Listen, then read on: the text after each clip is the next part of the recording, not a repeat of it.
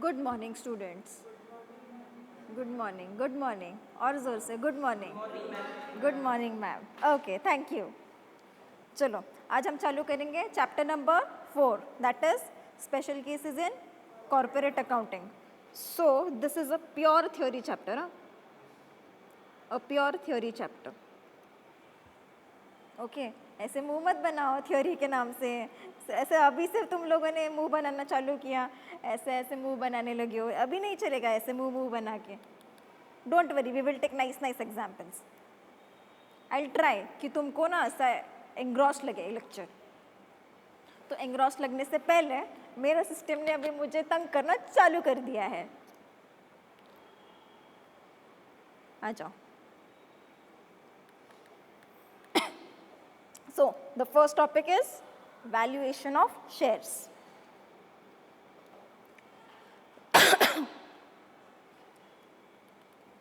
So valuation of shares सुन के मुझे क्या लगता है, value of a share. Share तो तुमको पता है, स्टॉक मार्केट पे लिस्ट होता है, फिर हम उस शेयर्स को ट्रेडिंग में भी यूज़ करते हैं, यू नो दैट। बट उससे पहले उस स्टॉक की या उस शेयर की वैल्यू मुझे मालूम होनी चाहिए। तो वह वैल्यू कैसे मालूम पड़ेगी मुझे, वो वैल्यूएशन करके। If I want to know about it, so valuation is the process of determining the fair or intrinsic value of a company, company's equity shares. Intrinsic value और फेयर वैल्यू मतलब market price. Fair value सुनने के बाद क्या तुमको सुनना चाहिए, market price. Market price क्या है? It is an assessment beyond daily market price movements aimed at finding the real worth of ownership of a company. Real worth of a ownership of a company. ठीक है, मतलब त्याची true value काय है, उसकी true value क्या है उस शेयर की, वो हमको खोजनी है, हमको ढूंढनी है। तो फिर मैं बोलूँगी दया पता लगाओ कि उसकी वैल्यू क्या थी। मैं ऐसे बोलूँगी, वो एसीपी प्रद्युमन बोलता है ना कुछ तो ऐसे करके, पता लगाओ पता लगाओ। तो मैं भी बोलूँगी पता लगाओ उस शेयर की वैल्यू क्या है। ओके, तो मुझे वो वैल्यू ढूंढनी है। तो अभी वैल्यू ढूंढने के लिए 3 मेथड्स हैं। We have 3 methods to find. हम आएंगे अभी फैक्टर्स पे भी आएंगे, बट उससे पहले हम मेथड्स देखते हैं। आ जाओ मेथड्स पे। Methods of valuation of shares. So हमारा फर्स्ट मेथड है net asset method. Net asset method. Net asset method सुन के मुझे क्या लगता है कि net assets, obviously net assets को लूँगी मैं पिक्चर में। अभी नेट असेट्स कैसे ढूंढते हैं, आ जाओ तुम्हारी फेवरेट टी फॉर्मेट में, या favourite T format.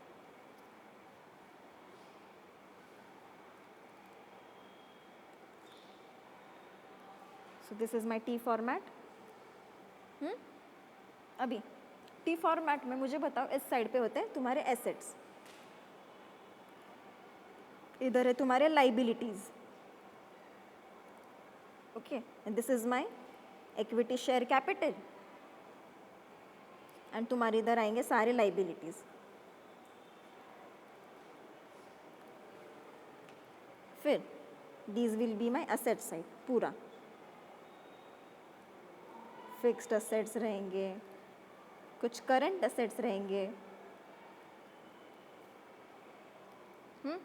Now the total of my asset side is सारी टोटल दिस वन।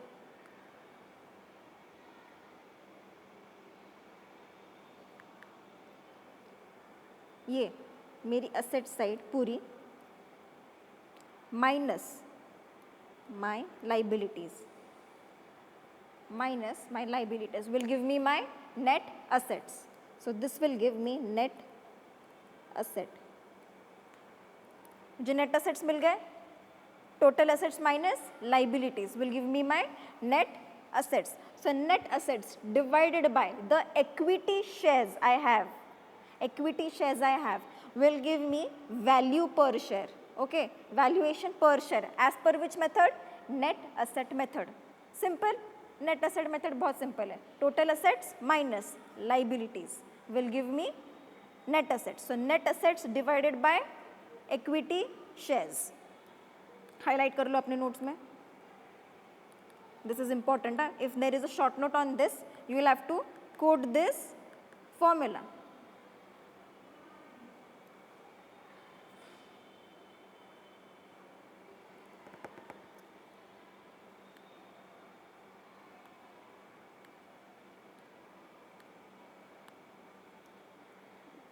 देखो देखो, मेरा लैपटॉप को भी पढ़ना नहीं है, थ्योरीज नाम सुन के ही तुम पे ही गया है मेरा लैपटॉप। चलो इसको भी मैं एडजस्ट करवाती हूँ। So net assets is equals to total assets minus liabilities divided by equity shares. So इसके नाम पहचानो, इसको क्या बोलते हैं नेट असेट मेथड को, और एसेट बैकिंग, क्योंकि असेट्स आर इनटू पिक्चर, और इंट्रिंसिक वैल्यू मेथड इसका दूसरा नाम। This method shows the real asset backing of each share, that is what shareholders would receive if the company were liquidated. अगर मुझे liquidate करना है तभी मुझे शेयर की वैल्यू पता होनी चाहिए ना, मुझे कब शेयर चाहिए। So it's utility. अभी यूटिलिटी नाम सुन के इतना घबरा मत जाना, यूटिलिटी मतलब ही इसके यूजेस, या फिर तुम बोलोगे बेनिफिट्स।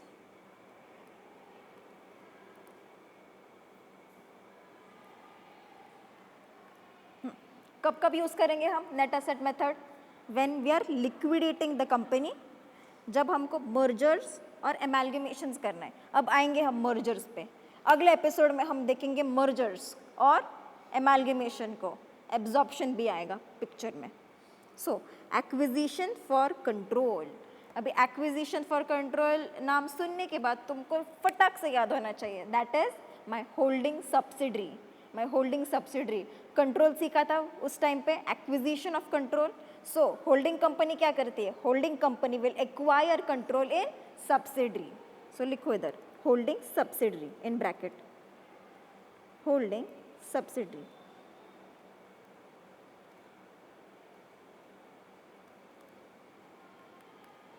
एक्विजिशन फॉर कंट्रोल मतलब ये होल्डिंग सब्सिडरी, ये तो आपने देख लिया। अभी long term investors preferring asset security. चलो एग्जांपल्स देखो,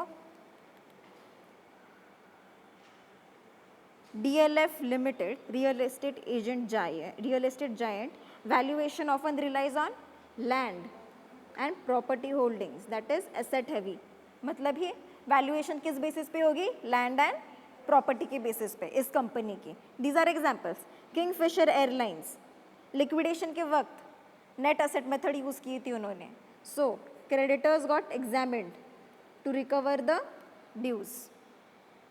चलो नेट एसेट मेथड तो हो गया, अभी आ जाओ यील्ड बेसिस मेथड पे, your second method yield basis. Now in yield basis method, as the name says yield, yield मतलब पैसा, profit, income, the keywords to remember. Yield बोलने के बाद ही तुमको लगना चाहिए पैसा, profit, income. So in yield basis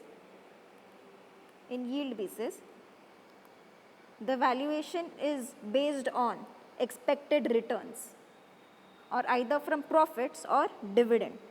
Okay, dividend. So हम शेयर्स बाय करते हैं, तो शेयर्स बाय करने के बाद मुझे क्या मिलता है? डिविडेंड मिलता है मुझे उस पर। अगर मैं शेयर्स को सेल करती हूँ तो फिर मुझे क्या मिलेगा? प्रॉफिट। प्रॉफिट या लॉस? आइदर और। प्रॉफिट मिलेगा शेयर सेल करने से, और मुझे डिविडेंड मिलेगा जब मैं शेयर्स होल्ड करती हूँ, तो I will receive dividend. So this says that it assumes investor buys mainly for income, that is dividend or earnings. हमने शेयर्स क्यों होल्ड किए हैं? Only for earning income, as an investment. हमने देखा था ना, investments in shares, investment in shares of Tata Limited, investment in shares of Bajaj Finance. तो इनके शेयर्स हम क्यों होल्ड करते हैं? ओनली फॉर प्रॉफिट, कुछ तो इनकम मिले या फिर मुझे क्या मिले? डिविडेंड मिले। तो two approaches, that is profit basis and dividend basis. So profit basis is suitable for majority shareholders with control over profits, and dividend basis is suitable for minority shareholders who rely on dividend income. Okay, चलो इसकी utility देखते हैं। So utility is for income oriented investors. हमने तो ये देखा था कि मुझे सिर्फ पैसे से मतलब है, मुझे सिर्फ इनकम चाहिए, इसलिए मैं यूज़ करती हूँ yield basis method for comparing expected yield with the industry norms. Now, इस कंपनी का यील्ड, सपोज बजाज फाइनेंस का यील्ड और बाहर जो मार्केट में यील्ड चालू है, मतलब बाहर जो प्रॉफिट दे रहे हैं, बाहर का प्रॉफिट परसेंटेज कैपेसिटी और बजाज फाइनेंस का प्रॉफिट परसेंटेज कैपेसिटी, वो दोनों को हम कंपेयर करेंगे क्योंकि कौन ज़्यादा दे रहा है, कौन ज़्यादा मुझे प्रॉफिट दे रहा है, वो मैं कंपेयर करूँगी और उस बेसिस पे मैं डिसाइड करूँगी कि किस कंपनी की वैल्यूएशन ज़्यादा है.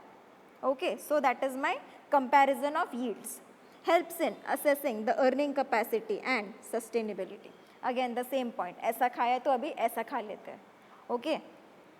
चलो. Infosys and TCS valued primarily on consistent profitability and future earning capacity. HDFC Bank highly regarded for regular dividend yield and stable profits. ये दो एग्जाम्पल्स है जिन्होंने यूज़ किए कौन सा method, yield basis method. Which two, Infosys and TCS and HDFC Bank, they used profit earning method, मतलब ये मेरा यील्ड बेसिस मेथड.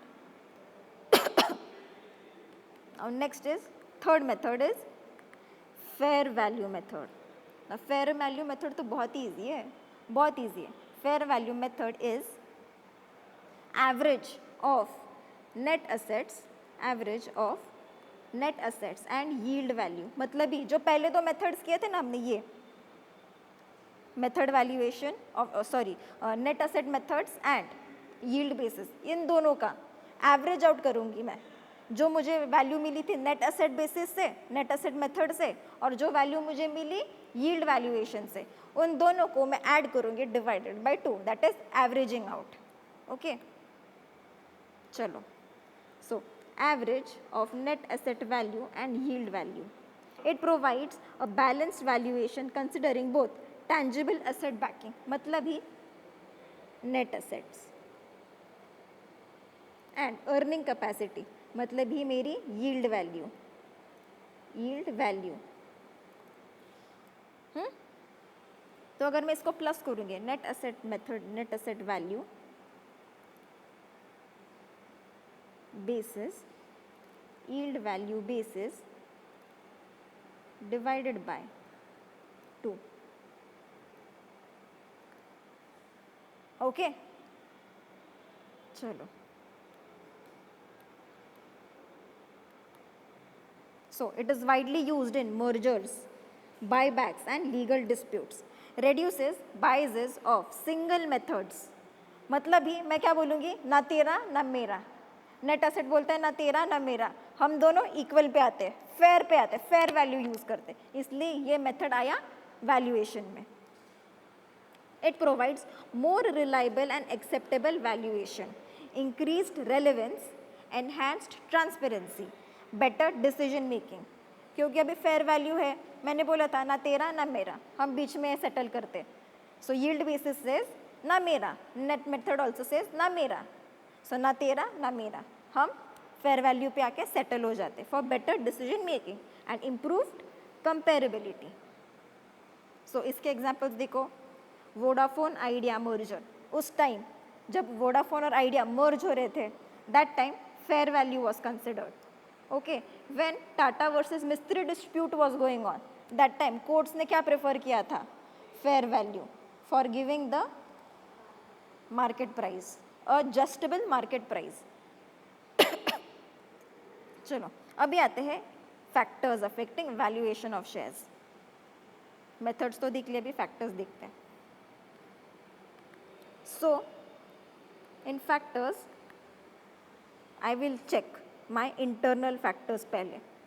इंटरनल मतलब ही कंपनी स्पेसिफिक फैक्टर्स, जो कंपनी में हो रहे हैं वो वाले फैक्टर्स चेक करूँगी मैं. ओके, कंपनी में जो जो चीज़ें हो रही है वो फैक्टर्स चेक करूँगी.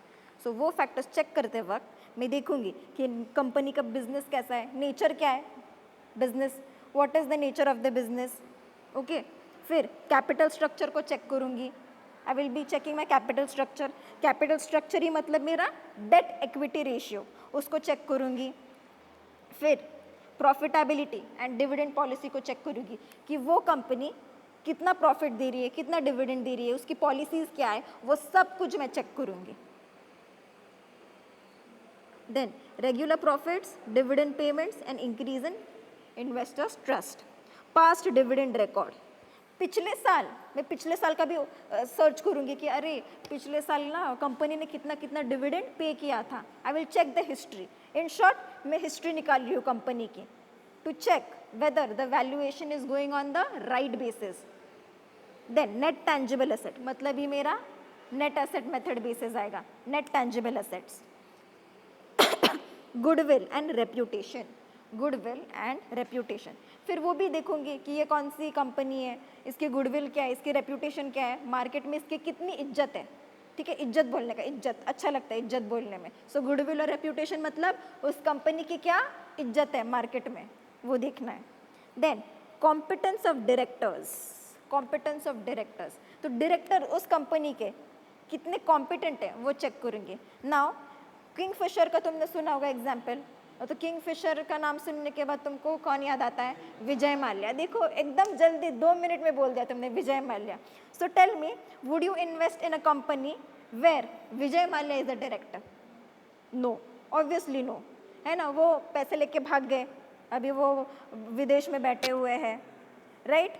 सो हम क्या चेक करेंगे कि उस कंपनी में डायरेक्टर्स कैसे हैं, ऑफिसर्स कैसे हैं, हम चेक करेंगे. Then type of management, again the same thing. Type of management, management में डायरेक्टर्स आते हैं, बोर्ड ऑफ डायरेक्टर्स, मैनेजमेंट, ये सारे लोग आते हैं कि मैनेजमेंट के पैनल पे जो लोग हैं वो कैसे हैं. I will be checking that. Now students, one more point I want to clear is, ये पॉइंट्स मैंने दिए हैं. So these are crux point, short points with some good keywords. सो एग्जाम में तुम क्या करोगे, इसको इलेबोरेट करके लिखोगे. You will elaborate and write. Okay, हाँ इलेबोरेट. अभी मैंने इलेबोरेट बोला है तो प्लीज़, पता है ना तुमको मैं क्या बोलने वाली हूँ, पता है तुमको मैं क्या बोलने वाली हूँ. तो फिर तुम बोलोगे कि nature of business is very important for valuation of shares.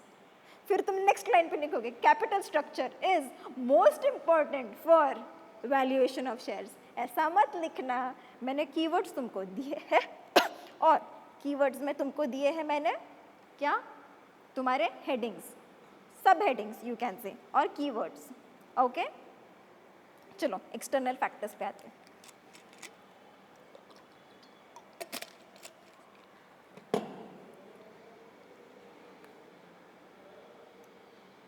So in external factors we have economic conditions. Economic conditions यानी growth, inflation, interest rate, employment. Okay, ये सब फैक्टर्स अफेक्ट करते हैं किसको? वैल्यूएशन ऑफ शेयर्स को. Economic conditions, तुमको ये याद है क्या? The Ronaldo thing happened. Coke की बोतल ऐसे उठाई थी, तो वो कोक की बोतल ऐसे उठाई और इधर रख दी, और नेक्स्ट डे क्या हुआ? नेक्स्ट डे भी नहीं, उसी दिन नीचे गए शेयर्स. शेयर्स नीचे गए. अभी समझा, जस्ट उसके एक बोतल कोक को ऐसे रखने से शेयर्स अफेक्ट हो गई. Okay, then next government and political policies, मतलब ये हमारे टैक्स रेट्स आएंगे. Tax rate will also affect the valuation. फिर trade policies, industrial regulations etcetera. फिर we have demand and supply of shares. So अगर high demand रहेगी तो prices raise होंगी, अगर ओवर सप्लाई उनको क्या करेगी? लोअर करेगी. Comparison with peer companies. Comparison with peer companies मतलब ही मैं दूसरे के घर में झाँक के देखूंगी, अरे उसके कंपनी की वैल्यूएशन कितनी हुई, अरे उसकी कंपनी की वैल्यूएशन कितनी हुई है, वो मैं झाँका झाँकी करूँगी. मेरे नेबरिंग कंपनीज में जाके देखूंगी, नहीं तो उस कंपनी की वैल्यूएशन मुझे पता करनी है कि क्या है उनमें जो मुझ में नहीं है, तो मैं पता लगाऊंगी. So this factors will also affect my valuation. So this comes under external factors, macro economic level पे. Now investment restrictions. Investment restrictions, so कुछ कुछ जगह पे क्या होता है, एफडीआई पे है ना लिमिट्स लगते हैं, लिमिट्स या फिर सेक्टोरियल कैप्स लगते हैं जो शेयर की डिमांड को अफेक्ट कर देती है. So that will be M investment restrictions. Socio political stability, a secure and transparent environment increases investor confidence.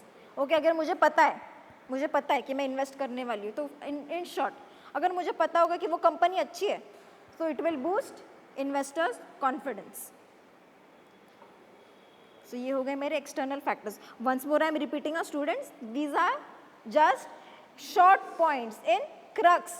So that in exams you will study well, जल्दी जल्दी से तुम रिवाइज कर सको, बट तुमको इस पॉइंट्स को इलेबोरेट करने हैं, और इलेबोरेट मीनिंगफुल वे में करना है, okay, in meaningful way.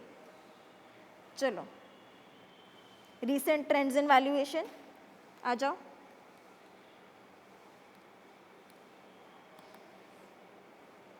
Okay, so recent trends in valuation is something new,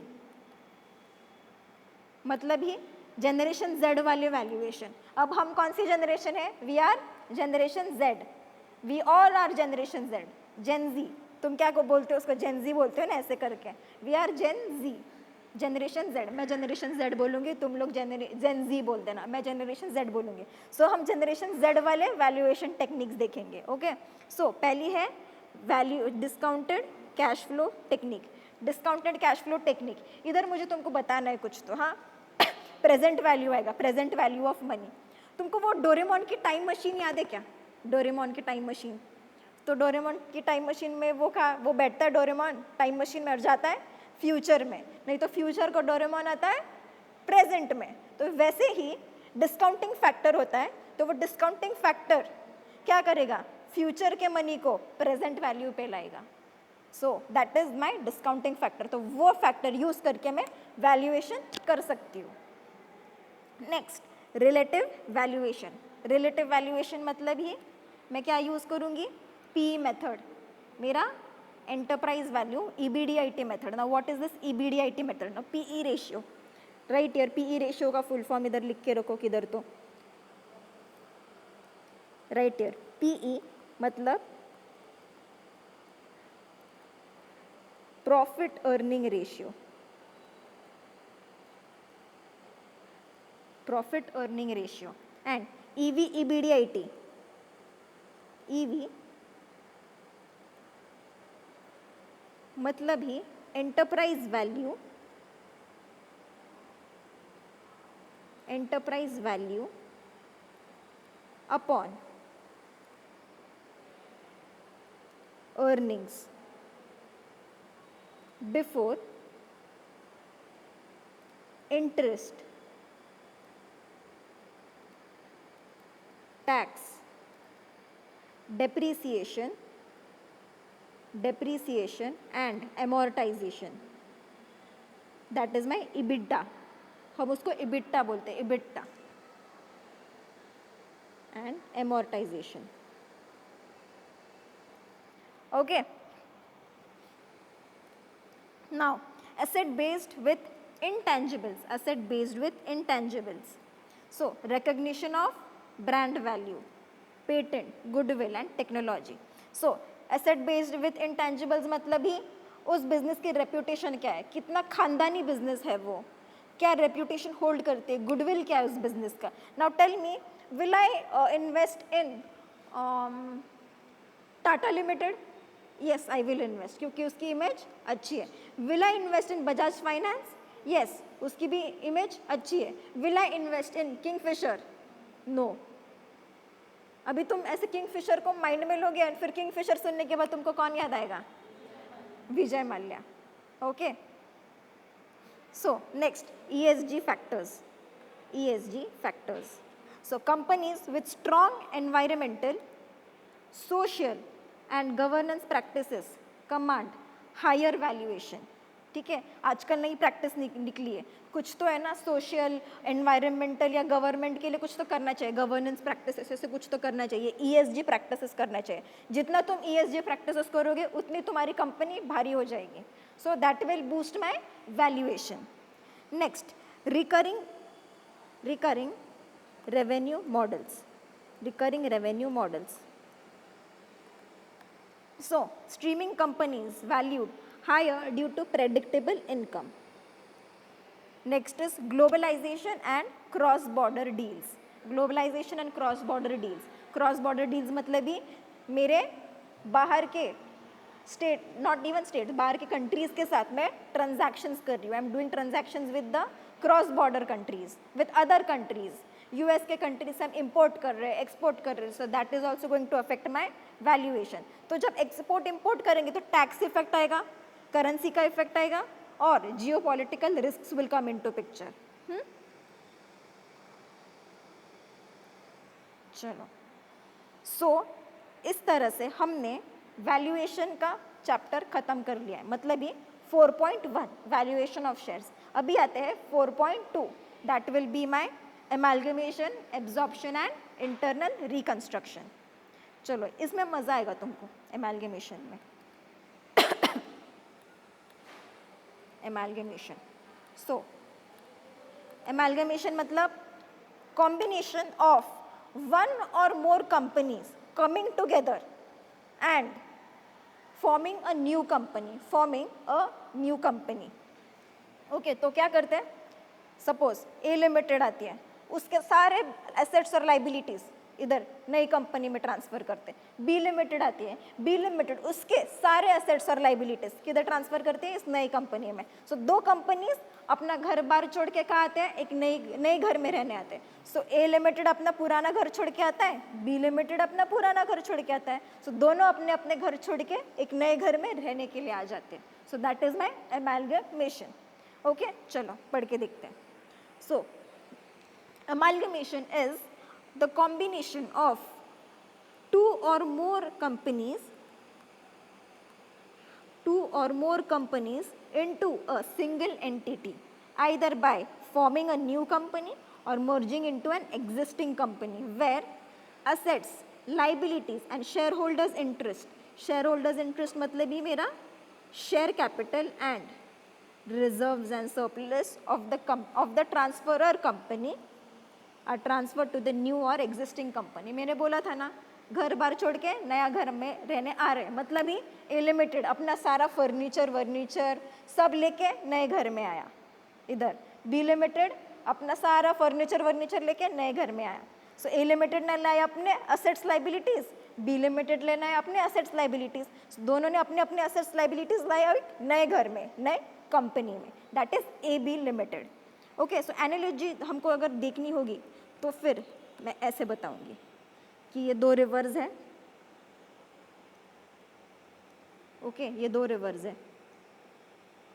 सो ये अभी ज्वाइन हो रही है और ये बड़ी रिवर बन गई, ये बड़ी रिवर बन गई। हाँ, ये रिवर है, ये रिवर है मेरी, this is river. So this is river 1 and this is river 2। Okay, river 2, और ये बन गए रिवर 1 एंड 2 लिमिटेड। सो ये है मेरी बड़ी वाली रिवर, दिस इज माई बड़ी वाली river.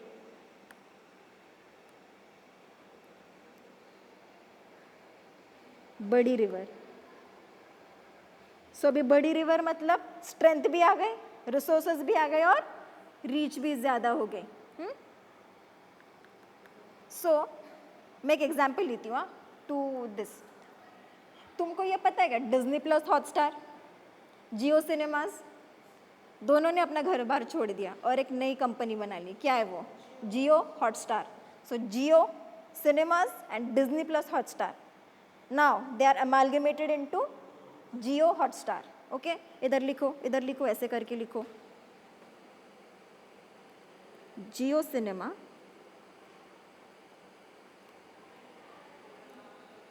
And Disney plus Hotstar.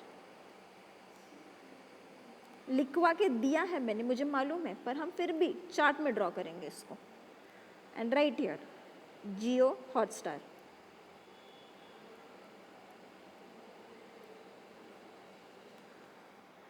Okay, similarly you know about Vodafone. पहले वोडाफोन था, फिर आइडिया, वोडाफोन, आइडिया अमालगमेट हो गए, अब वो बन गए VI, तो मैं उनको वी बोलती हूँ, वी लिमिटेड। ओके, सो तुम एग्जाम्पल्स को हाईलाइट करो, these examples are really good to remember, Jio Hotstar and we. अब इसके बेनिफिट्स देखते हैं, चलो let's see the benefits. So it expands the business operations expand हो गए। अभी जियो सिनेमा और Disney plus Hotstar, these are OTT platforms. So since they are OTT platforms, अभी उनका बिजनेस ऑपरेशन ये एक्सपैंड हो चुका है, मार्केट में उनका प्रेजेंस आ चुका है। कितनी जोरों शोरों से फैली थी ये न्यूज़ कि now Jio and Disney are combining and becoming Jio Hotstar. So next, that is it improves the financial strength, improves financial strength and consolidates resources. अभी जियो सिनेमा जब आया होगा तो जियो सिनेमा ने अपने असेट्स और लाइबिलिटीज लाए, डिज्नी प्लस हॉटस्टार ने अपने लाइबिलिटीज लाए, और उन दोनों ने जियो हॉटस्टार में दोनों की कंबाइन किए, मतलब डबल एसेट्स और डबल लाइबिलिटीज आ गए, तो वो अभी फाइनेंशियली एक स्ट्रॉन्गर कंपनी बन चुकी है. So now it's financial strength improve हो गई और उनके रिसोर्सेज भी कंसोलिडेट हो गए. मतलब ही जियो हॉटस्टार का customer base and Disney plus Hotstar का customer base and Jio cinema का कस्टमर बेस, सो दोनों का कस्टमर बेस अब एक प्लेटफॉर्म पे आया. मतलब इमेजिन कितना बड़ा कस्टमर बेस क्रिएट हो गया अभी. So it ensures continuity and shareholders benefits. It provides flexibility in the business structure, then ensures transparency and standardized accounting treatment. It helps in choosing the strategies suited to financial or strategic goals. So अभी इन्होंने accounting treatment के बारे में बोला है. They have used the word about accounting treatment. So इधर लिखो accounting treatment में they use pooling of interest method. So pooling of interest method को अगर तुमको याद रखना है तो you can see it as friendship. So Jio cinema और डिज्नी प्लस हॉटस्टार ने क्या किया है, फ्रेंडशिप की है with equal partnership. So right here bracket में तुम्हारे अंडरस्टैंडिंग के लिए, फ्रेंडशिप विथ पार्टनरशिप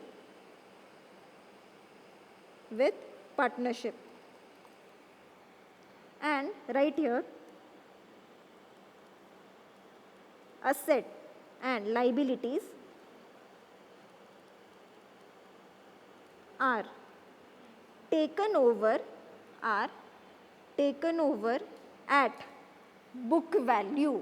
मतलब उनके जो बुक्स में वैल्यू थी रिस्पेक्टिव बैलेंस शीट्स में, उस वैल्यू पे वो अपने एसेट्स एंड लाइबिलिटीज को न्यू कंपनी में लाएंगे. So right here book value. That's it. So ये था हमारा pooling of interest method accounting treatment में. चलो अभी आ जाओ एब्जॉर्प्शन पे. एब्जॉर्प्शन. सो इन एब्जॉर्प्शन बड़ी मछली छोटी मछली को खाती है. बड़ी मछली छोटी मछली को खाती है. मतलब ही a larger company will absorb a smaller company. So that is absorption.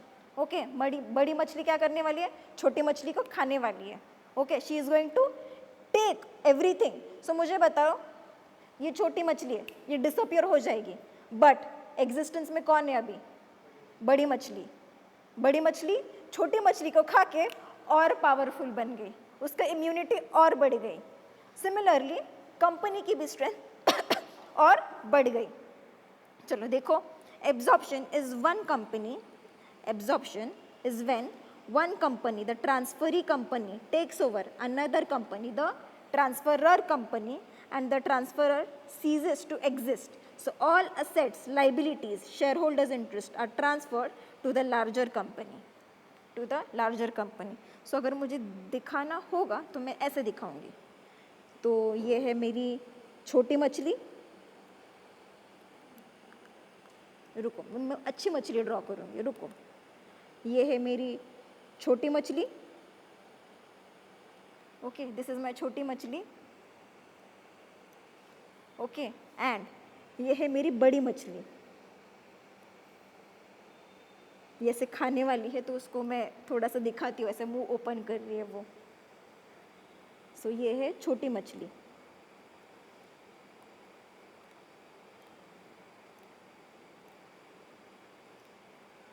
Okay, तो ये बड़ी मछली ये खाने वाली है इसको,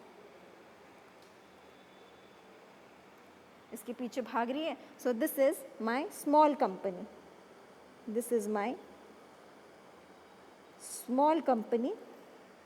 and this is my larger company. तो इसी को मैं बोलूंगी transferor company. RR company, and this is my transferee company. क्यों ट्रांसफरी कंपनी? क्योंकि ट्रांसफर कौन करने वाला है? Assets and liabilities. ये असेट्स एंड लाइबिलिटीज किसको ट्रांसफर करने वाली है? बड़ी मछली को, मतलब ही लार्जर कंपनी को.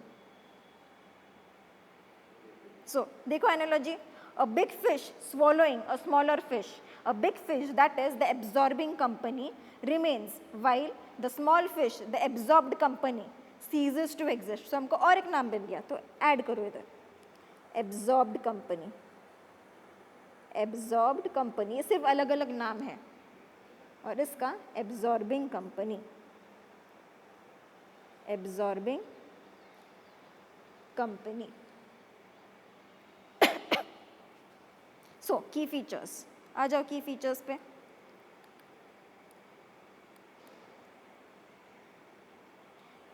की फीचर्स से पहले एक एग्जाम्पल ही देख लेते हैं, मतलब मुझे की फीचर्स बताने में इजी पड़ेगा.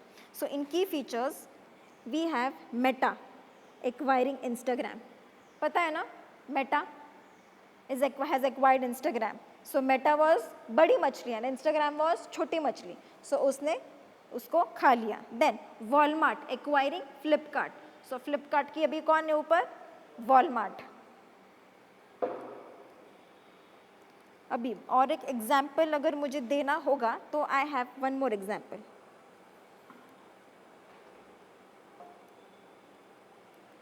Air India eating home.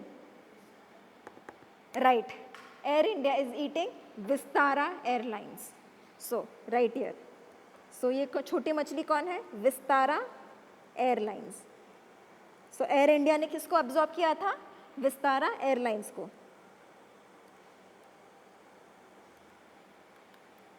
So right here बड़ी मछली एंड ये है छोटी मछली. ये तुम्हारे अंडरस्टैंडिंग के लिए, हाँ, नहीं तो एग्जाम में लिखोगे मैम हमने एग्जाम में लिख दिया बड़ी मछली छोटी मछली. तुम बाबा लिखो, इधर लिखो तुम लोग. हाँ, right here absorbing company and absorbed company. नहीं तो तुम्हारे आंसर्स में मुझे मछलियाँ दिखेंगी तैरती हुई तुम्हारे आंसर शीट्स में. अगर एब्जॉर्प्शन का शॉर्ट नोट आया तो तुम फिर लिखोगे ऐसे, मछली ड्रॉ करोगे एंड फिर तुम बोलोगे मैम आपने भी तो मछली ड्रॉ की थी, तो इसलिए हमने भी पेपर में मछली ड्रॉ कर दी.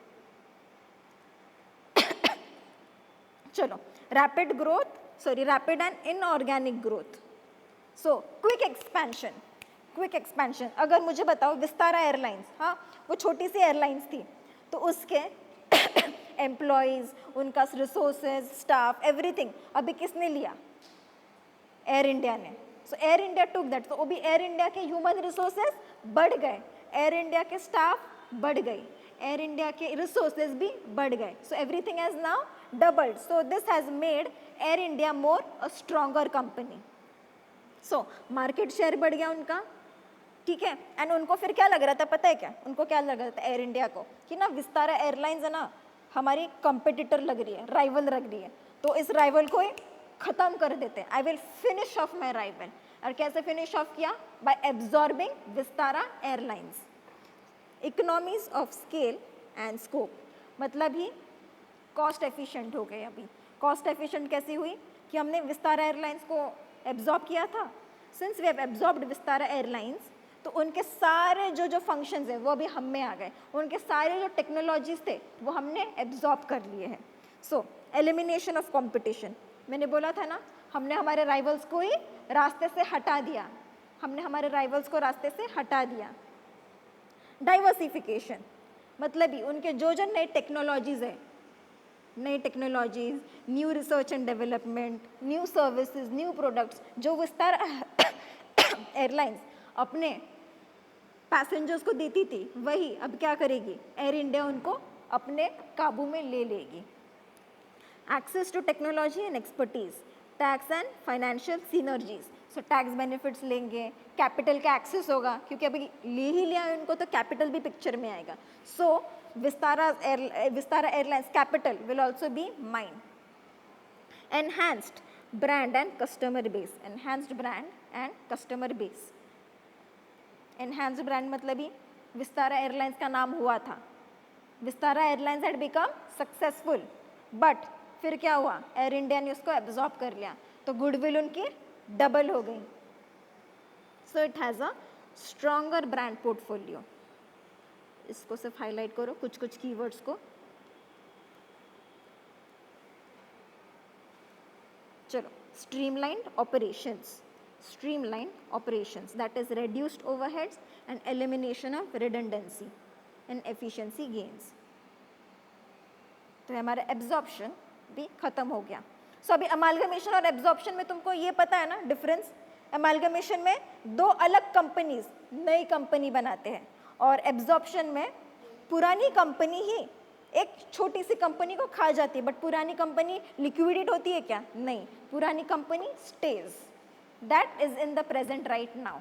वो कंपनी होती है, वो डिसॉल्व नहीं होती। बट इन एमालगमेशन क्या होता है, A limited dissolve, B limited dissolve, दोनों डिसॉल्व होने के बाद एक नई कंपनी बनाते हैं। ओके, चलो अभी डिफरेंस देखो।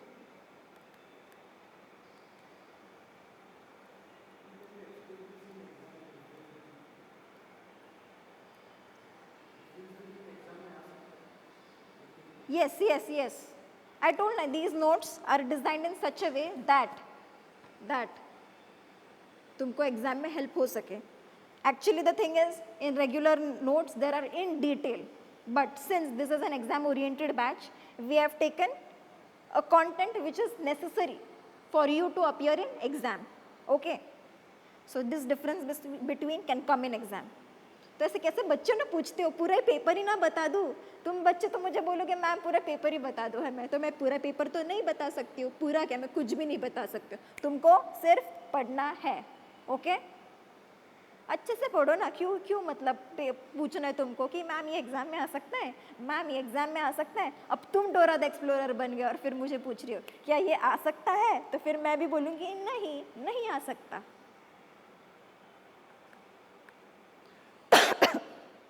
चलो, relative size, so companies of similar size combined, मतलब ही दोनों कंपनीज इक्वल होने चाहिए, ठीक है, दोनों में बराबरी का ये होना चाहिए। अब शादी करते वक्त नहीं क्या वो लड़के के माता पिता देखते कि लड़की के खानदान सेम फाइनेंशियल स्टेटस होल्ड करती कि हमारे जैसे, तभी शादी होगी उस खानदान में। तो वह ये वैसा है, जब दो इक्वली फाइनेंशियल स्टेटस होल्ड करने वाली कंपनीज होती है तभी अमालगमेशन पिक्चर में आता है। ओके, सो सिमिलर कंपनीज होनी चाहिए। सो अंडरलाइन है सिमिलर कंपनीज। एंड ये तो हमने देखा है, larger company acquires smaller company, मतलब ये बड़ी मछली छोटी मछली को खा रही है।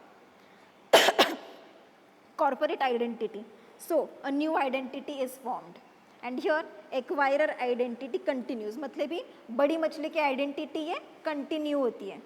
Objective, fusion for growth and equal partnership, मैंने बोला था ना friendship and partnership, see here at return friendship with partnership, so वो यही पॉइंट है, fusion for growth and equal partnership. Expansion and elimination of competition, मेरे राइवल्स को खत्म करना, रास्ते से हटा देना, so this is that point. Then we have treatment of companies, so all companies, मैंने बोला था ए लिमिटेड बी लिमिटेड दोनों डिसॉल्व होगी एंड फिर ही नई कंपनी बनेगी। सो पुरानी कंपनीज को बंद होना पड़ेगा एंड फिर ही नई कंपनी फॉर्म होगी। In this absorption acquired ceases, मतलब ही जो छोटी कंपनी है वो बंद हो जाती है एंड एक्वायरर कंटिन्यूज, मतलब ही बड़ी मछली रह जाती है बट छोटी कंपनी को डिसॉल्व कर देते हैं, वाइंड अप कर देते हैं। So integration, a unified new culture is created, unified new culture is created and in this acquirers were integrated in acquirers framework। okay, so that means जब दो नई कंपनीज आते हैं तो उनको पूरी तरह से नई जिंदगी की शुरुआत करनी होती है। सो नए सिरे से पूरी कंपनी को हम शुरुआत में लेंगे। बट इन एब्जॉर्प्शन में क्या होता है, सिंस बड़ी मछली छोटी मछली को खा रही है, मतलब बड़ी कंपनी छोटी कंपनी को खा रही है, तो छोटी कंपनी जो एब्जॉर्ब हो रही है, तो उसको किसके रूल्स फॉलो करने पड़ेंगे, किसका फ्रेमवर्क फॉलो करना पड़ेगा, बड़ी वाली कंपनी का, ओके मतलब ये बड़ी मछली का. Then process, it is very complex. Why? Because उसको डिजॉल्व करो ए लिमिटेड को, उसका लिक्विडेशन फॉलो करो. आएंगे हम लिक्विडेशन में भी आएंगे, अगले एपिसोड में हम लिक्विडेशन में आएंगे. सो ए को लिक्विडेट करना होगा, बी को लिक्विडेट करना होगा. दोनों का लिक्विडेशन प्रोसीजर कंप्लीट होने के बाद फिर ए बी लिमिटेड बनेंगे. ए बी लिमिटेड आएगी तो कंप्लायंसेस करो, फिर रजिस्ट्रेशन करो आरओसी में जाके, ये सारी चीज़ें होंगी. उसके बाद we have in absorption. Absorption की प्रोसेस होती है सिंपल वे में, only acquired is dissolve. So क्या प्रोसीजर है इधर, सिर्फ एक्वायर्ड डिजॉल्व होगा, मतलब ये छोटी कंपनी को डिजॉल्व करेंगे और इसको इसमें एब्जॉर्ब करेंगे, इतना ही तो करना है. So this is very simple process. But amalgamation में दोनों कंपनीज को लिक्विडेट करो, ये लिक्विडेट करो ए को, बी को लिक्विडेट करो, फिर नई कंपनी बना. बट इन एब्जॉर्प्शन, एब्जॉर्प्शन में क्या हो रहा है, एब्जॉर्प्शन में सिर्फ छोटी कंपनी को लिक्विडेट करना है और वो एब्जॉर्ब हो जाएगी इन बड़ी मछली, मतलब ये मेरी बड़ी कंपनी. चलो, brand and goodwill. So new brand and goodwill is created. देखो जियो हॉटस्टार, दोनों ने अपनी अपनी गुडविल लाई और एक नई गुडविल बना ली, मोर स्ट्रॉन्गर गुडविल. बट जो एक्वायरर है उसकी एग्जिस्टिंग गुडविल ये कंटिन्यू हो रही है, वो कंटिन्यू हो रही है क्योंकि विस्तारा मिक्स हो गई है अभी इन एयर इंडिया.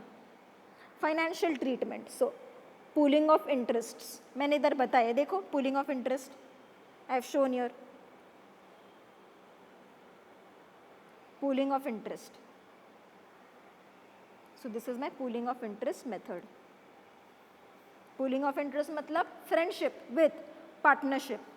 अभी इसको मैं एक नाम दूंगी, इधर क्या है, purchase method, right. Purchase method लिखो इधर, परचेस मेथड अकाउंटिंग ट्रीटमेंट में.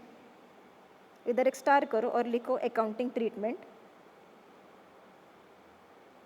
Accounting treatment. And in accounting treatment you will write purchase method. Purchase method. So when you are writing purchase method में क्या होगा ये बताओ मुझे. Purchase method में assets and liabilities will be taken at fair value. Will be taken at fair value. So right here, assets and liabilities, assets and liabilities will be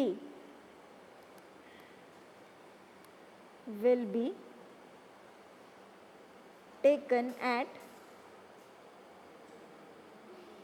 fair value. And amalgamation में कौन सी value पे assets and liabilities को लिया जा रहा था, at book value. But in absorption at what value, assets and liabilities will be taken at, it will be taken at fair value, or else you can say agreed value. Agreed value. चलो, इसको अगर keyword में याद रखना है तो purchase method is, मैंने क्या बताया था इसका, अमालगमेशन का friendship with partnership. But in purchase method since we are purchasing that company, okay, छोटी कंपनी को हम परचेस ही कर रहे हैं, तो अगर हम छोटी कंपनी को परचेस कर रहे हैं तो it is marriage with dowry. I know dowry is illegal, but हम एग्जाम्पल में क्या बोलेंगे उसको, मैरिज विथ डाउरी. शादी के साथ दहेज भी लिया, किस कंपनी से, छोटी कंपनी से. So right here in bracket marriage with dowry. Marriage with dowry.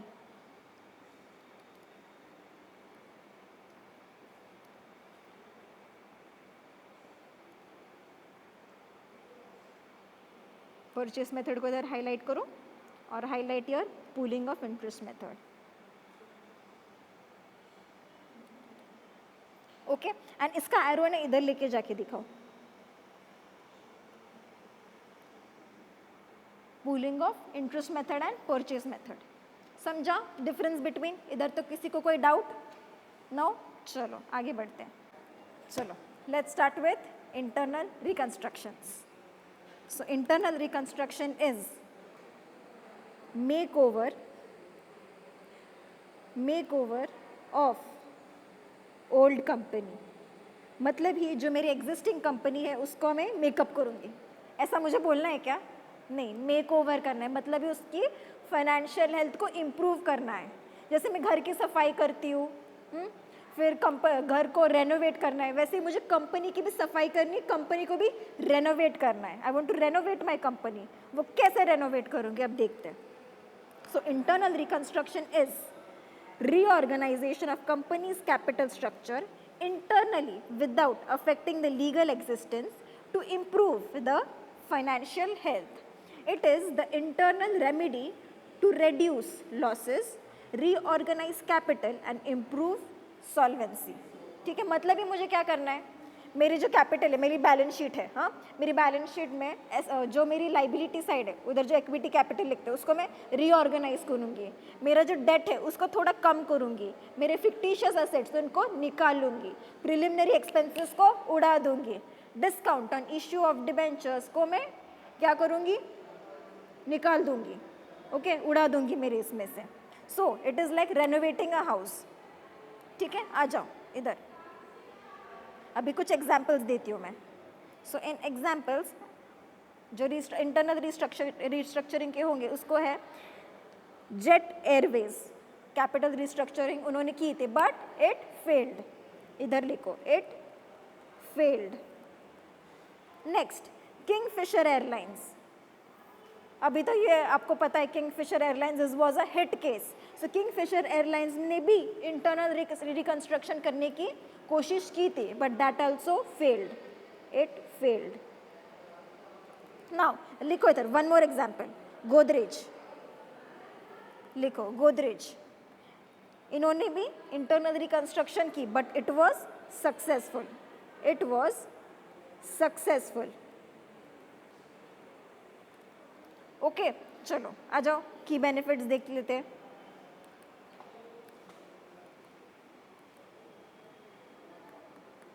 So in key benefits there is no change in legal existence. Tell me, make over कर रही हूँ तो लीगल एग्जिस्टेंस मेरी चेंज हो रही है, मैं कुछ अमालगेमेशन या एब्जॉर्प्शन लिक्विडेशन कुछ कर रही हूँ? No, I am not doing it at all. So मेरी लीगल एग्जिस्टेंस चेंज नहीं हो रही है। Next reorganisation of capital, reorganisation of capital structure. अगर मुझे मेरी फाइनेंशियल हेल्थ को इम्प्रूव करनी है तो फिर मैं क्या करूँगी, मेरे कैपिटल स्ट्रक्चर में चेंजेस लाऊंगी, चेंजेस लाऊंगी। Then write off losses and unproductive assets, मतलब ये अभी मैं बैलेंस शीट की साफ सफाई कर रही हूँ, I am cleaning my balance sheet. See, cleans the balance sheet and reduces liabilities. Debenture होंगे ज़्यादा तो ख़त्म करूँगी, मेरे पास लोन होंगे ज़्यादा तो ख़त्म कर डालूंगी। शेयर कंसोलिडेशन और conversion, it simplifies the capital structure. Then revives the financially weak companies. मैंने बोला ना एक चांस देंगे, हमको एक चांस देना है कंपनी को कि वो फिर से प्रॉफिटेबल बने, वो फिर से प्रॉफिटेबल बने। अगर मुझे उस कंपनी को प्रॉफिटेबल बनाना है तो फिर मुझे एक चांस देना पड़ेगा। वो एक चांस कौन सा लूँगी मैं? इंटरनली रिकंस्ट्रक्ट करने का chance. So it improves liquidity and solvency. Okay, मेरी कैश मैनेजमेंट भी ठीक हो जाएगी, मेरे डेट्स का अच्छे से मैनेजमेंट होगा, इससे हम क्या करेंगे, इंटरनली रिकंस्ट्रक्ट होगी ये हमारी कंपनी। ओके, एक चांस दे दिया, अभी फाइनेंशियली उसको रिवाइव करेंगे। Circumstances necessitating internal reconstruction, so accumulated losses and distorted P&L, मतलब कब हमको रिकंस्ट्रक्शन में जाना चाहिए, राइट हियर, नहीं तो तुम भूल जाओगे। इधर लिखो कब इंटरनल रिकंस्ट्रक्शन करना चाहिए।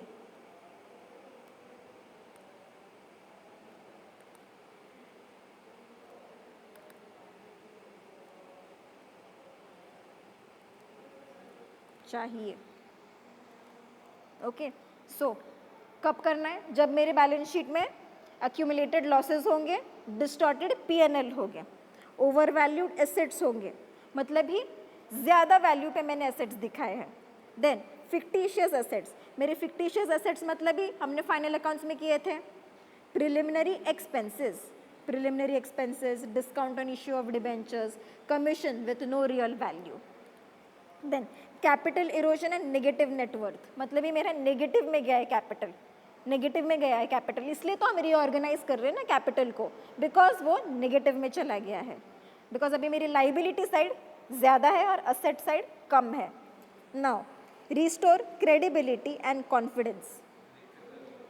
तो शेयर होल्डर्स का ट्रस्ट जीतने के लिए, क्योंकि अभी शेयर होल्डर्स को क्या लग रहा है, अरे यार ये कंपनी अभी हमको प्रॉफिट नहीं देने वाली है, ये लॉस में गई अभी कंपनी, तो वो कॉन्फिडेंस शेयर होल्डर्स में वापस लाने के लिए, उनका भरोसा जीतने के लिए हम क्या कर रहे हैं, इंटरनल रिकन्स्ट्रक्शन. फिर से दिखा रहे हैं, हमको पटवून द्यायचं आहे शेअर होल्डर्सला की आता काय करणार आहे, कंपनी ही परत प्रॉफिटेबल बनणार आहे, हे आपल्याला पटवून द्यायचं आहे. Okay, so attract the investors and reputation को बूस्ट करना है. So avoid external reconstruction and liquidation. अभी एक्सटर्नल रिकन्स्ट्रक्शन तुम पूछोगे कि ये क्या है, so right here external reconstruction. So external reconstruction is old company's funeral. Old company's funeral मतलब ही ओल्ड कंपनी मर गई, उसको बंद कर दिया, लिक्विडेट कर दिया, एंड उसके बजाय एक न्यू कंपनी फॉर्म की मैंने फॉर्म की new company. I formed a new company. So that is my external reconstruction. But internal reconstruction में कंपनी बंद कर रही हूँ, नहीं, सिर्फ इंटरनली हम रीऑर्गेनाइज कर रहे हैं कैपिटल को. चलो आ जाओ, लिक्विडेशन भी करने वाले हम नेक्स्ट, बट उससे पहले करेंगे हम holding and subsidiary. So with this our 4.2 is over. Amalgamation, absorption and internal reconstruction. Let's start with 4.3, holding and subsidiary.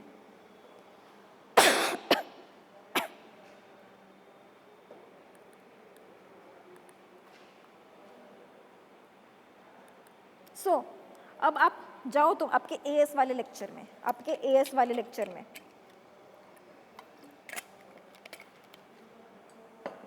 Which AS 18 related parties. तब मैंने आपको होल्डिंग सब्सिडरी के बारे में बताया था, कंट्रोल.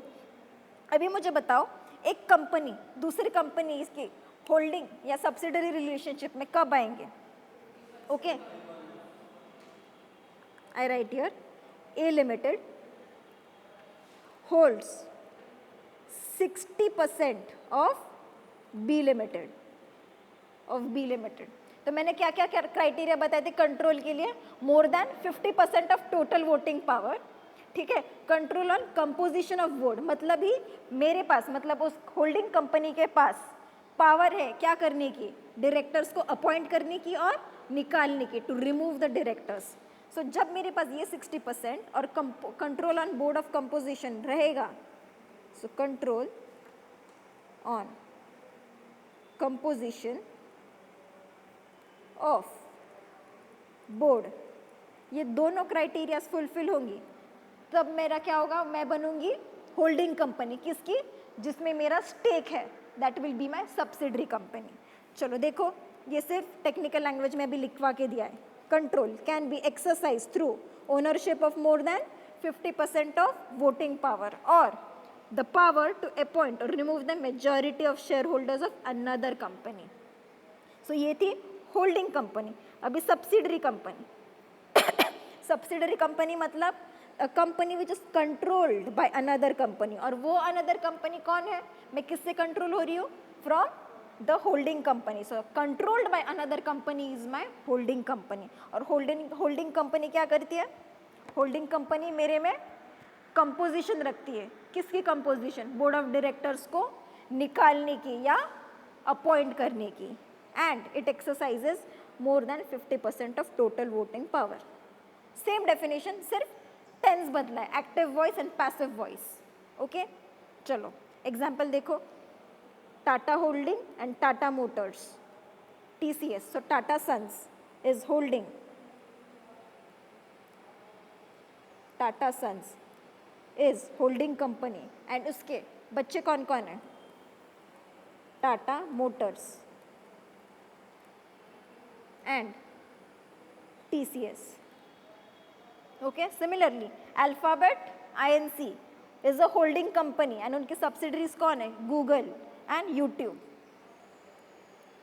सी मैंने ऐसे एकदम फेमस एग्जाम्पल लिए, शायद तुमको याद रहे, Facebook, Meta, Tata Sons. I have taken all the famous example so that you can remember it properly. ठीक है, अगर होल्डिंग सब्सिडरी को बोलना ही है, एक एनालॉजी अगर याद रखना ही है, तो मैं बोलूँगी कि माँ का बेटे पे कंट्रोल है, क्योंकि बेटे होते हैं ममाज बॉय, बेटे होते हैं ममाज बॉय. माँ के प्यारे से दुलारे से बच्चा होता है ना, लड़के, ममाज बॉय. तो मुझे बताओ, मम्मी हो गई मेरी होल्डिंग कंपनी, बेटा हुआ subsidiary company. Okay, so mummy के पास 50% कंट्रोल हो सकता है, more than, to take decisions in बेटा लिमिटेड, मतलब कि सन लिमिटेड सब्सिडरी में.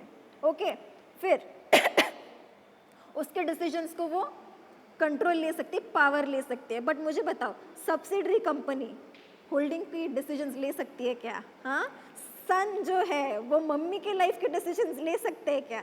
अगर उसने लिया तो एक चमाट खाएगा मम्मी के हाथ से, है कि नहीं? चलो अभी माइनॉरिटी इंटरेस्ट पे आते हैं.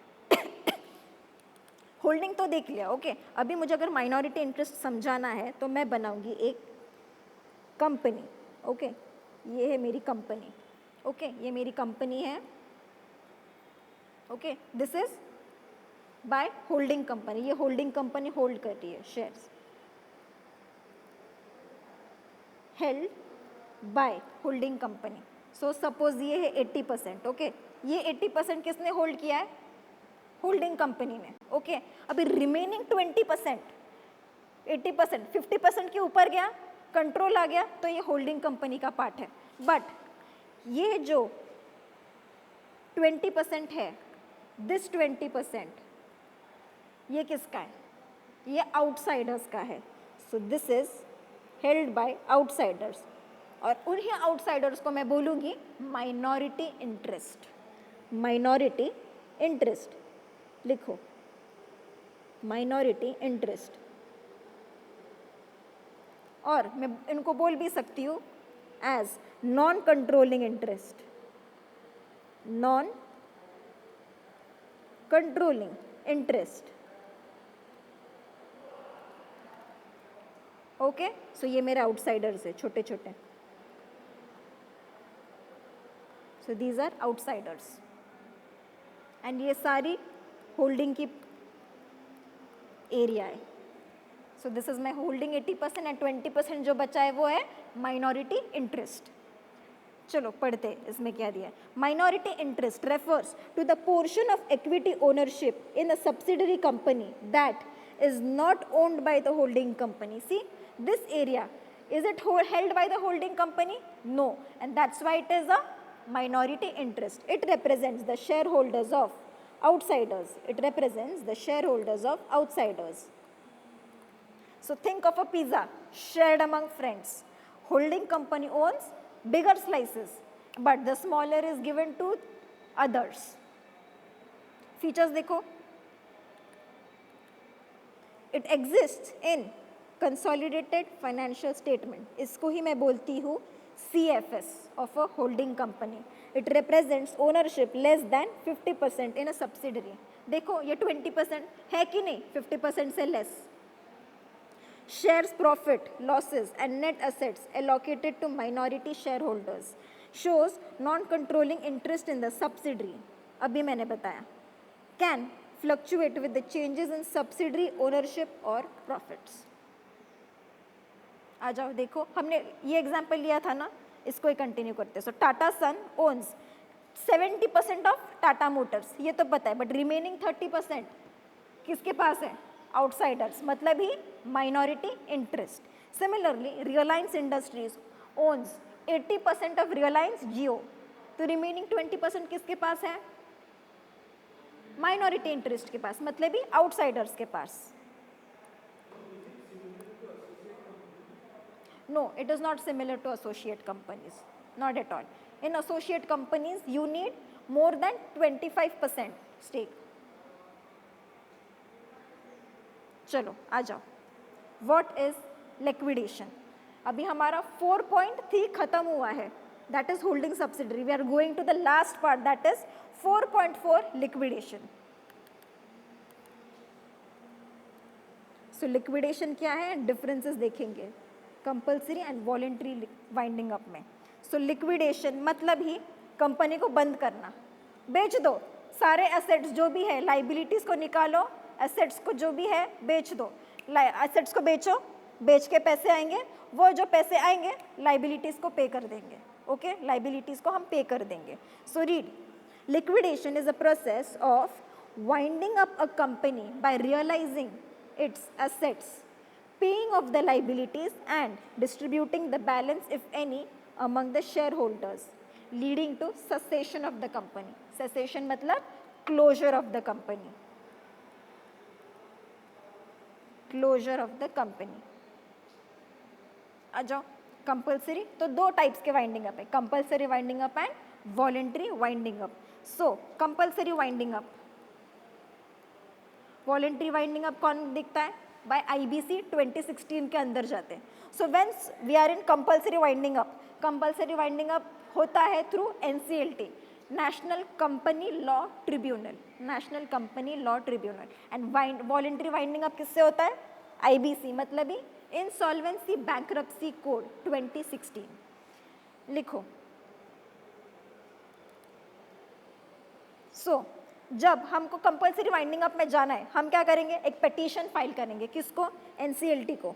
और वो पिटीशन कौन फाइल करेगी, that petition will be filed by the company, creditors, share holders और आरओसी और द गवर्नमेंट। ये जो लोग हैं ये फाइल करेंगे पिटीशन, किसको, एनसीएलटी को। ये बोलेंगे कि ये कंपनी को अभी लिक्विडेट कर दो, इस कंपनी में भी कुछ नहीं बचा, इनको लिक्विडेट कर दो, पिटीशन फाइल कर दो। So they will file petitions. Okay, so there are statutory grounds. कौन सी ग्राउंड पे, क्योंकि क्रेडिटर्स को पता चल गया है, अभी किंगफिशर का ले लेते हैं, किंगफिशर का, किंगफिशर फ्रॉड किया था किंगफिशर की कंपनी ने, तो वो लिक्विडेट करना बनता था। सो स्टैट्यूटरी ग्राउंड्स क्या है, fraud, mismanagement, just and equitable default and filings. इसी ग्राउंड्स पे मैं क्या करूंगी, पिटीशन फाइल करूंगी, किसके पास, एनसीएलटी के पास। So on other hand in voluntary winding up, voluntary winding up कौन करते हैं, मेंबर्स या फिर share holders.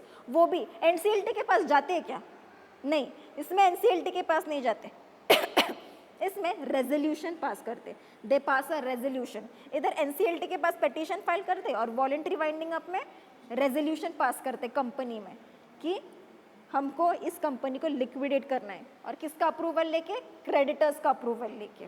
So the companies decision to cease the operation must be solvent. So इनको सीज करना ऑपरेशन, और तब तक थोड़ी सी सॉल्वेंट तो होनी चाहिए कंपनी। वाई, हमको लाइबिलिटीज को क्लियर करना है। So in compulsory winding up generally insolvent हो ही जाती कंपनी, ये पहले से इंसॉल्वेंट होती है, कर्जबाजारी कंपनी। हां, ही कंपनी आता कर्जबाजारी झाली आहे म्हणून ह्याला बंद करून टाका।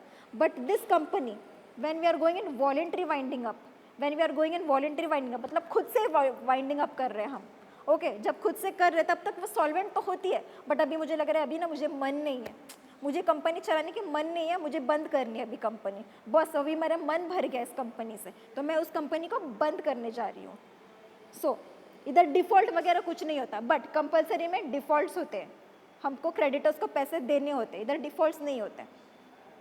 देन कमेंसमेंट, कमेंसमेंट कहाँ से, जब एनसीएलटी से, मतलब एनसीएलटी कौन, कंपनी लॉ ट्रिब्यूनल, उनसे ऑर्डर आई, उनसे पिटीशन आया हमारे हाथ में, वो लिफाफे में आया कि XYZ limited your company has to be liquidated by this date, ये नोटिस आया हाथ में, वो नोटिस आने के बाद मैं उस कंपनी को बंद कर डालूंगी। ओके, चालू करूंगी, मैं मेरा लिक्विडेशन का प्रोसेस चालू करूंगी। फिर इधर हम क्या कर रहे थे, कंपलसरी वॉलेंट्री वाइंडिंग अप में हम शेयर होल्डर का रेजोल्यूशन लगा रहे थे, हमको रेजोल्यूशन चाहिए था। सो हमको क्रेडिटर्स के अप्रूवल लगेंगे। सो इधर वाइंडिंग अप होगी फ्रॉम एनसीएलटीज पिटीशन, इधर वाइंडिंग अप मतलब कब, वॉलेंट्री में वाइंडिंग अप होगी from share holders winding up. Okay, you want to pause, नहीं, ओके। लिक्विडेटर, सो लिक्विडेटर किसको अपॉइंट करना है हमको इन कंपलसरी वाइंडिंग अप, कौन अपॉइंट करेगा, it is appointed by NCLT. क्यों, पिटीशन ही तो एनसीएलटी देगा, and here liquidator will be appointed by the members and creditors, क्योंकि प्रोसेस किसने चालू की थी, मेंबर्स या क्रेडिटर्स ने.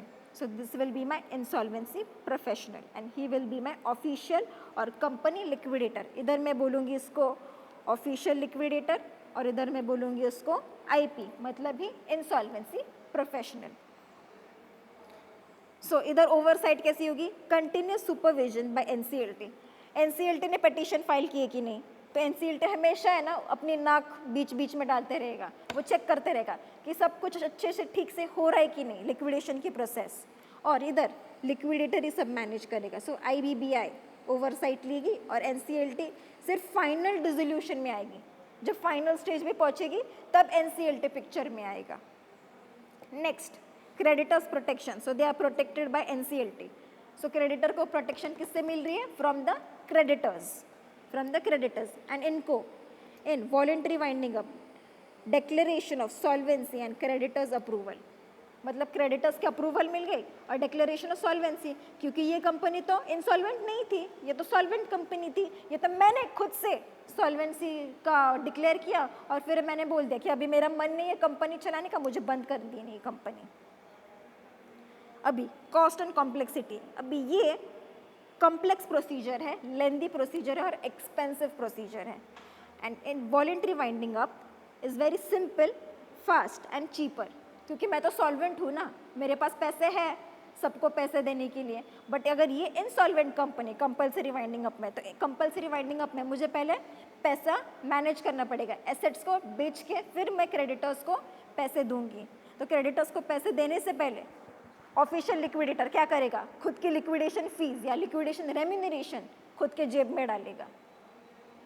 Next, investigation. So detailed investigation into affairs and directors. So there will be less intensive. Solvency declaration implies good faith. So strong investigation कहाँ पे होगी, compulsory winding up में.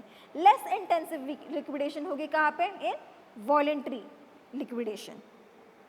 अब ये तो पता है NCLT पिक्चर में आ गई तो कंपनीज एक्ट आएगी पिक्चर में और फिर बाद में IBC आएगी. Here IBC 16 पहले ही पिक्चर में आ जाएगी, because this is voluntary, खुद से वाइंडिंग अप की है मैंने. So IBBI voluntary liquidation regulations will also come into picture. So this was my difference between. So heading towards the last question, that is, who is a liquidator? Who is a liquidator? His features, powers and duties. अब ये liquidator, ये हमारा ये वाला liquidator जो है, इस liquidator की information हमको प्रोवाइड की है. So a liquidator is an individual और बॉडी कॉर्पोरेट, और you can say an insolvency professional appointed to manage the winding up process. अभी वाइंडिंग अप कंपनी खुद थोड़ी करेगी, वाइंडिंग अप एक लिक्विडेटर करेगा, तो वो लिक्विडेटर ही सारा वाइंडिंग अप का प्रोसेस मैनेज करेगा. अभी उस लिक्विडेटर ऐसे ही कोई भी नहीं बन सकता, उसके भी फीचर्स चाहिए, की कैरेक्टरिस्टिक्स चाहिए. सो वो इंडिपेंडेंट एंड इम्पार्शियल होना चाहिए. ऐसा नहीं कि वो लिक्विडेटर मेरा घर वाला ही है, नहीं, घर वाला नहीं चलेगा. प्रॉपर इम्पार्शियल जो अनबायस्ड हो वैसा लिक्विडेटर चाहिए मुझे. उसकी फिड्यूशरी ड्यूटी होनी चाहिए, लीगल अथॉरिटी होनी चाहिए, लीगल पेपर पे साइन किया होना चाहिए कि मैं इस कंपनी का लिक्विडेटर बनूंगा, और उसको प्रोफेशनल क्वालिफिकेशन चाहिए. So come towards the powers of liquidator. Powers of liquidator में आएगा, लिक्विडेटर पहले क्या करेगा, सारी एसेट्स जो है वो मेरी कस्टडी में लेगा. I will take all the assets. I am the liquidator, Srishti the liquidator. I will take all the assets in my custody में लिया, उनका कंट्रोल लूँगी. फिर उन एसेट्स को मैं सेल कर दूँगी. I will sell the assets, sell करूँगी, फिर वे पैसे मेरे पास लूँगी. उनका बिजनेस मैं ही चलाऊँगी. Till the time liquidation process is going on, उनका बिजनेस मैं ही रन करूँगी एंड उनके फाइनेंसेस को मैनेज करूँगी एंड नेसेसरी बैंक अकाउंट्स में ओपन करके रखूँगी. क्यों? क्योंकि मुझे खुद की भी तो फीस लेनी है ना. तो फिर एसेट्स रियलाइज़ करने के बाद पहले मैं खुद के जेब में थोड़े से पैसे डाल लूँगी. क्यों? वो मेरी लिक्विडेशन फीस होंगी. फिर बाद में क्रेडिटर्स को पैसे वैसे दे दूँगी मैं. ओके, सो इंस्टीट्यूट और डिफेंड लीगल प्रोसीडिंग्स. अगर उस कंपनी पे कोई ऑलरेडी कुछ कोर्ट कचहरी के चक्कर चालू है तो वो कोर्ट कचहरी के चक्करों को मैं ख़त्म कर डालूंगी, उनकी लीगल प्रोसीडिंग्स को डिफेंड करूंगी मैं। मीटिंग्स बुलाऊंगी क्रेडिटर्स की कि आ जाओ क्रेडिटर्स, आ जाओ शेयर होल्डर्स, हम मीटिंग करते हैं और ये मामला सलटा देते हैं। Execute documents and borrow money if required, तो फिर मैं डॉक्यूमेंट्स की भी कस्टडी लूँगी। ओके, डॉक्यूमेंट्स को प्रिजर्व करूँगी। अगर मुझे और पैसे लगेंगे तो मैं लोन ले लूँगी, पर मेरे नाम से नहीं, कंपनी के नाम से लोन ले लूँगी कि मुझे ये पैसे चाहिए, कोई कुछ क्रेडिटर्स रहेंगे उनको पे करने के लिए। Now appoint professionals for assistance. अब ये अकेली तो मैं नहीं कर सकती हूँ सारा काम, मुझे कोई तो लगेंगे, तो मुझे असिस्टेंट्स लगेंगे, तो फिर मैं असिस्टेंट को भी लूँगी इनटू पिक्चर। वो असिस्टेंट ऐसे वैसे नहीं लोग होंगे, वो भी प्रोफेशनल लोग होंगे। ओके, जैसे मुझे वैल्यूएशन लगेगा तो फिर मुझे वैल्यूएशन में मैं किसी को भी बुलाऊंगी नहीं, एक प्रॉपर वैल्यूएटर को बुलाऊंगी जो वैल्यूएशन करेगा। Now inspecting the company records, inspecting the company records. Seek NCLT directions for winding up. अगर मुझे कुछ प्रॉब्लम आती है तो मैं जाऊंगी NCLT के पास। I will say hey NCLT listen, मुझे इन चीज़ों में कुछ डाउट है, कुछ प्रॉब्लम है, क्या आप मेरी मदद करोगे? तो NCLT will say yes ma'am, we will help you, and then he will help me to carry out the process of dissolution. अभी ड्यूटीज़ देखो, ड्यूटीज़ भी सिमिलर है विथ पावर्स। सो पहले तो क्या करेगा, चिल्ला के बताना है मुझे, पब्लिक अनाउंसमेंट करनी है and that I am inviting claims. ये कंपनी लिक्विडेट होने वाली है, तो मैं क्या करूँगी, चिल्ला के सबको बताऊंगी hey listen, this company is going to get liquidated now, public announcement करूँगी। फिर verify and consolidate the creditor claims को देखूंगी, क्रेडिटर्स को देखूंगी, कितने क्रेडिटर्स को कितने पैसे देने, वो सब चेक करूँगी। कस्टडी लूँगी और उनको प्रोटेक्ट करूँगी, उनके एसेट्स को। मैंने बोला था सारी एसेट्स की कस्टडी अभी मेरे पास होगी, अब मैं सारे एसेट्स की कस्टडी लूँगी। फिर investigate the affairs of the company for fraud और मिसमैनेजमेंट। फिर मैं कुछ टाइम के लिए बनूंगी ACP प्रद्युम्न और फिर मैं बोलूँगी कुछ तो गड़बड़ है, मैं करूँगी कुछ तो गड़बड़ है। किस में? कंपनी के अफेयर्स में, कोई फ्रॉड तो नहीं हो रहा है कंपनी में, ये चेक करूँगी, ये मेरी ड्यूटी है। सबमिट रिपोर्ट्स टू NCLT और IBBI। If I am an insolvency professional और मैं वॉलेंट्री वाइंडिंग अप कर रही हूँ तो मैं रिपोर्ट किसको दूंगी, IBBI को। इफ़ आई एम और लिक्विडेटर, ऑफिशियल लिक्विडेटर है, कंपनी लिक्विडेटर, तो मैं रिपोर्ट किसको दूंगी, NCLT को। Then distribute proceeds as per the statutory waterfall mechanism. Now what is the statutory waterfall mechanism? Okay, एक तरीका, एक सीक्वेंस है जिसमें हमको पैसे डिस्ट्रीब्यूट करने। मैंने एसेट्स कस्टडी में लिए, एसेट्स सेल किए, एसेट से मुझे पैसे आए, तो वो पैसे मुझे डिस्ट्रीब्यूट करने क्रेडिटर्स में, तो उसका भी सीक्वेंस है। पहले दूंगी मैं क्रेडिटर्स को, फिर प्रेफरेंसेस को, फिर जाएगा इक्विटी शेयर होल्डर्स को। ऐसे में मेरे क्रेडिटर्स को, प्रेफरेंसेस को और इक्विटी शेयर होल्डर्स को पैसे डिस्ट्रीब्यूट कर दूंगी। Then I will maintain records of receipts and payments. किससे मैंने कितना पैसा लिया और किसको मैंने कितना पैसा दे दिया, ये मुझे मेंटेन करना है records. And finally I will apply for dissolution after the completion of liquidation. मतलब ये सारी जो प्रोसेस कर रहे हैं हम लिक्विडेशन की, okay, I will draw an arrow here. So winding up is the first stage of liquidation and dissolution is the last stage of liquidation. So with this we complete our 4.4 liquidation. अरे कितने खुश हो गए बच्चे, complete हुआ theory तो। Okay, ये तो कंप्लीट हो गया हमारा। ओके, थ्योरी तो कंप्लीट हो गए, बट आई वांट टू से वन थिंग इज दैट ये अच्छे से पढ़ना, ये 3 पेजेस, हाँ, मतलब ये क्रिस्प थ्योरी है। इन शॉर्ट, डिटेल में तो है हमारे रेगुलर नोट्स में, but this is a very crisp and in short theory. With this I have given you objective type questions. Now these objective type questions are given in such a way that तुम ये statements पढ़ो, these will be around somewhere 100 statements. Okay, ये 100 statements पढ़ के, okay, तुमको कैसे भी आ सकता है ये statements. Either it will come in the form of match the following, it will come in the form of MCQ, it will come in the form of fill in the blanks, or it will come in the form of true और false, कैसे भी आ सकते, कैसे भी, ऐसे घुमा घुमा के कैसे भी आएंगे, सिर्फ ये इंपॉर्टेंट स्टेटमेंट्स है जो तुमको पढ़ने हैं। I have highlighted also, bold किया हुआ है। Okay, so with this we finish with our revision batch. Okay students, last chapter is over. अच्छे से पढ़ना, मन लगा के पढ़ना, दिवाली में अपने ब्रेन्स को फॉर्मेट मत करना। ओके, पढ़ते रहना।